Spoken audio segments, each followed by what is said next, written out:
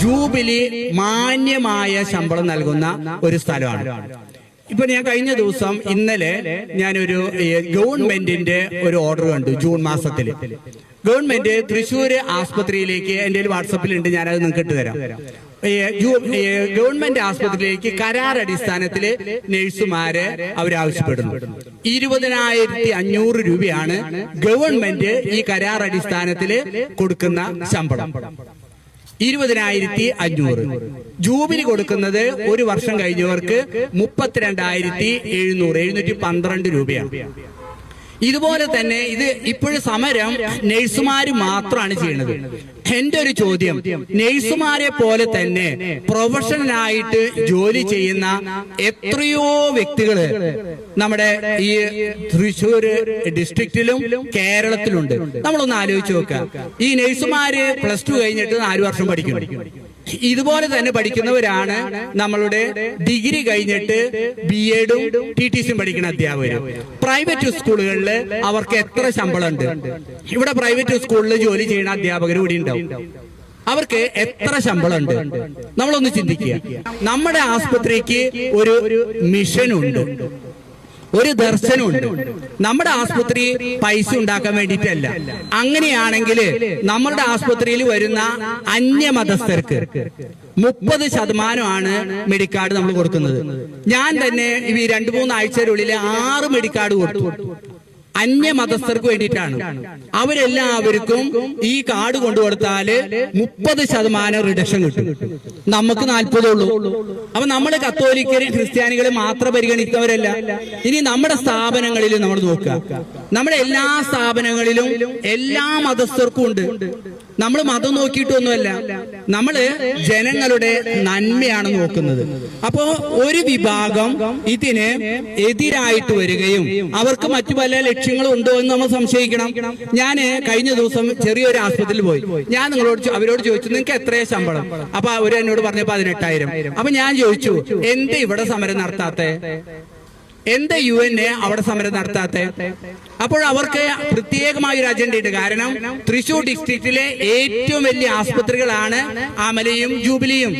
അത് തളർത്തി കഴിഞ്ഞാല് മറ്റുള്ള കാര്യങ്ങളിലേക്ക് അവർക്ക് മുന്നോട്ട് പോവാം. ഒരു ഗവൺമെന്റ് ഉണ്ട്, ഇവിടെ ഒരു ഭരണമുണ്ട്. കഴിഞ്ഞ ഗവൺമെന്റ് ഉണ്ട്. ഈ സമരം തുടങ്ങിയത് കഴിഞ്ഞ ഗവൺമെന്റിന്റെ കാലത്താ. അവര് മിണ്ടാതിരുന്നു. ഇലക്ഷന്റെ സമയത്ത് അവര് ആ സമയത്താണ് തുടങ്ങിയത്. ആ കഴിഞ്ഞ ഗവൺമെന്റും മിണ്ടിയില്ല, ഇപ്പോഴും മിണ്ടിയില്ല. ഇപ്പോഴത്തെ ഗവൺമെന്റ് അവരോട് പറഞ്ഞു ഏകദേശം 2 മാസത്തോളം കാലാവധി വേണം. ആ 2 മാസത്തിന്റെ കാലാവധിയുടെ ഉള്ളില് അവര് മിനിമം വേതനം നിശ്ചയിക്കും, അതിനുശേഷം കൊടുക്കും. അത് ഗവൺമെന്റും പറഞ്ഞിട്ടുണ്ട്. ഇവരോട് സമരം പിൻവലിക്കാൻ പറഞ്ഞു, ഇവര് പിൻവലിക്കുന്നില്ല. നമ്മൾ എല്ലായ്പ്പോഴും ചിന്തിക്കേണ്ടത് മാന്യമായ ശമ്പളം എല്ലാവർക്കും കൊടുക്കണം. അതിൽ യാതൊരു തർക്കമില്ല. അതിന് അതിരൂപതയെയും അതിരൂപത അധ്യക്ഷനെയും അവമാനിക്കാനും അവഹേളിക്കാനും എല്ലാ സ്ഥലങ്ങളിലും അവര് മോശമായിട്ട് ചിത്രീകരിക്കാനായിട്ട് സാധിക്കുക. അതൊന്നും ഒരിക്കലും ഇന്നത്തെ ഒരു മോഡേൺ യുഗത്തില് സാധ്യമല്ല. ഇന്ന് എല്ലാ കാര്യങ്ങളും റിട്ടൺ ആയിട്ടുണ്ട്. ഇത് ആരും കളവ് പറയുന്നില്ല. നിങ്ങൾ ആരെങ്കിലും ജൂബിലി ആസ്പത്രിയിൽ പോയിട്ട് അവിടെ ഓരോരുത്തർക്കും കൊടുക്കുന്ന ശമ്പളം എത്രയാന്ന് കണ്ടുപിടിക്കുക. നമ്മുടെ ചുറ്റുപാടുള്ള ആസ്പത്രിയിൽ കൊടുക്കുന്ന ശമ്പളം എത്രയാന്ന് നിങ്ങൾ ചോദിക്കുക. അപ്പൊ അതിന് ഉത്തരം കിട്ടും. ഇനി ഈ സമരക്കാര് കൂടുതലായിട്ട് പറയുന്നുണ്ട് അവിടെ ഒരു പരിപാടി നടക്കുന്നില്ല. നിങ്ങൾ ജൂബിലിയിൽ ഇപ്പൊ പോയാൽ എല്ലാ കാര്യങ്ങളും അതിന്റേതായ രീതിയിൽ നടക്കുന്നുണ്ട്. ഈ സമരം തുടങ്ങിയപ്പോഴേ ഏകദേശം 200 നഴ്സുമാരെ കരാർ അടിസ്ഥാനത്തിൽ ജൂബിലി വെച്ചു.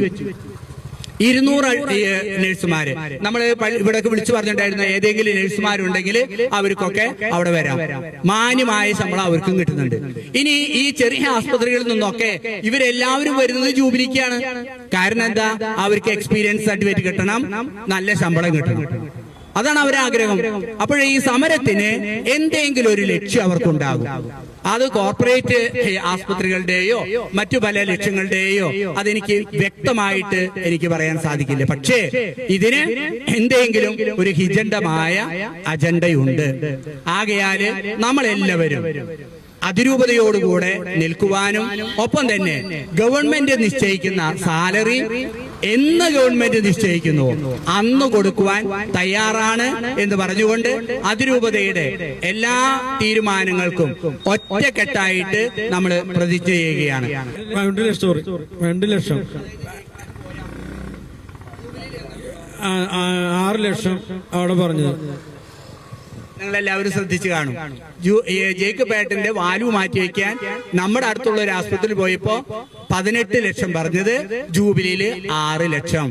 എന്നിട്ട് ജേക്കബ് ഏട്ടനോട് ജൂബിലി ആസ്പത്രിക്കാർ പറഞ്ഞു, ഇത് ഗവൺമെന്റ് മെഡിക്കൽ കോളേജിൽ പോയാൽ BPL കാർഡ് ഉണ്ടെങ്കിലും AY കാർഡ് ഉണ്ടെങ്കിലും അതിനേക്കാളും കുറവ് കിട്ടും. ജൂബിലി ജേക്കബ് ഏട്ടനോട് പിടിച്ചിരുത്തിട്ട് ചെയ്യാനൊന്നും പോയില്ല. ജേക്കബ് ഏട്ടനോട് പറഞ്ഞു, മെഡിക്കൽ കോളേജിൽ പോയാൽ അത് കുറവ് കിട്ടും.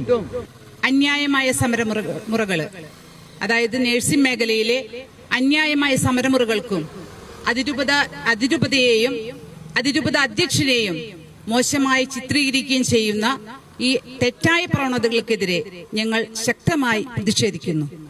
ഏറ്റവും മികച്ച ഒരു ഹോസ്പിറ്റലാണ് നമ്മുടെ സഭയുടെ നേതൃത്വത്തിലുള്ള ജൂബിലിയും അമലയും. സാധാരണക്കാരായ ജനങ്ങൾ, അത് നമ്മുടെ ജില്ലയിൽ നിന്ന് മാത്രമല്ല പുറത്തുനിന്നുള്ളവരും കേരളത്തിൽ നിന്നും തമിഴ്നാട്ടിൽ നിന്ന് വരെ ചികിത്സയ്ക്ക് എത്തിച്ചേരുന്ന ഒരു ആശുപത്രി. അത് അവിടുത്തെ വേറെ കാര്യങ്ങളൊന്നും നോക്കിയിട്ടൊന്നല്ല, അവിടുത്തെ ചികിത്സാ മികവും ഏറ്റവും കുറഞ്ഞ ചെലവിലേക്ക് നമുക്ക് മികച്ച ചികിത്സ ലഭ്യമാകണമെന്നുള്ള ഉറച്ച വിശ്വാസത്തിൽ തന്നെയാണ്. അതിനെതിരെയാണ് ഇപ്പൊ UNAയുടെ നേതൃത്വത്തിൽ നഴ്സുമാരുടെ ഒരു സമര പരിപാടി അവിടെ സംഘടിപ്പിച്ചിട്ടുള്ളത്. അവിടെ നഴ്സുമാർ മാത്രമല്ല, ലാബ് ടെക്നീഷ്യൻസ് ഉണ്ട്, പല രീതിയിലുള്ള ടെക്നീഷ്യൻസ് ഉണ്ട്, ഡോക്ടേഴ്സ് ഉണ്ട്, ഒക്കെ ഉണ്ട്. അവർക്കൊന്നും ഇല്ലാത്ത ഈ ഒരു കുറവ് ഇവർക്ക് മാത്രം ഉണ്ടാവുന്നത് എങ്ങനെ? നേരത്തെ അച്ഛൻ പറഞ്ഞ പോലെ 32,718 രൂപ സ്റ്റാർട്ടിംഗ് ശമ്പളം കൊടുക്കുന്ന നമ്മുടെ ഏറ്റവും മികച്ച ജൂബിലിയെ തകർക്കാൻ എന്തോ ഒരു ഗൂഢലക്ഷ്യം ഇതിന്റെ പുറകിൽ പ്രവർത്തിക്കുന്നുണ്ട് എന്നുള്ളത് വ്യക്തമായ ഒരു കാര്യമാണ്. അതിനെതിരെ സഭാ നേതൃത്വത്തോടൊപ്പം നമുക്കും ഒറ്റക്കെട്ടായി മുന്നേറാം. Thank you.